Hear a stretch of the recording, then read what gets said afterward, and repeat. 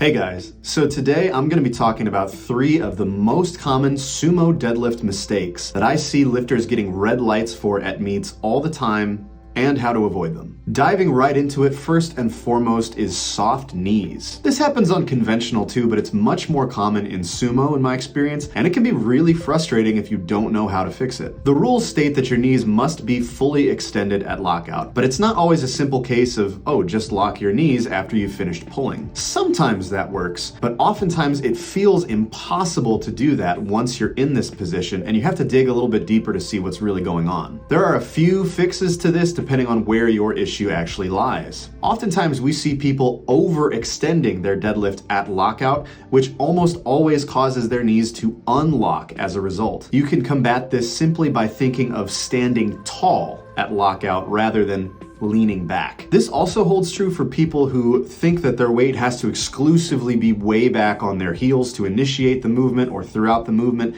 and oftentimes end up trying to basically RDL their sumo deadlift. For them, cueing a much more even foot pressure, so a little bit more heavy on the toes, as well as staying over the bar more in your start position is very often the cure. And sometimes cueing these people to lock their knees first before their hips is an easy solution as well. Moving on, the second problem I see all the time is soft shoulders. The rule book states that you must be standing erect with shoulders back to constitute a good lockout, but oftentimes we see lifts that end up looking more like this and getting red lights. Again, the simple fix is to think of being more proud-chested or of just trying to get your shoulders back once you lock out, but again, oftentimes it's not quite that simple. In the cases where it's not, you need to again look at your start position. In most of these cases, what people are doing is sacrificing their positioning for speed off the floor. This is super common in people who have just switched to sumo from conventional, where this isn't really as much of an issue. So slow down,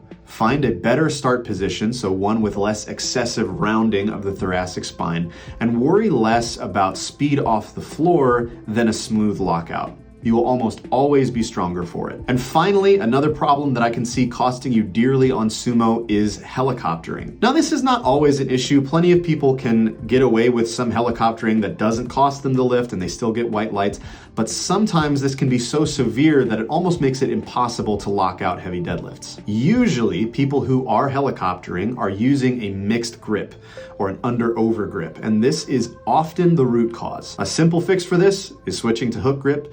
But another thing to look at is the mobility of your shoulders, specifically of your underhand. If you don't have the requisite external rotation of that shoulder to be able to put your hand in that underhand position on the barbell, then your whole body will often tend to shift away from that shoulder to compensate, which can result in helicoptering. Address the shoulder, and often this will clear up any issues. Well, I hope this was helpful. Be sure to subscribe or follow if you like this sort of thing, and leave any questions in the comments.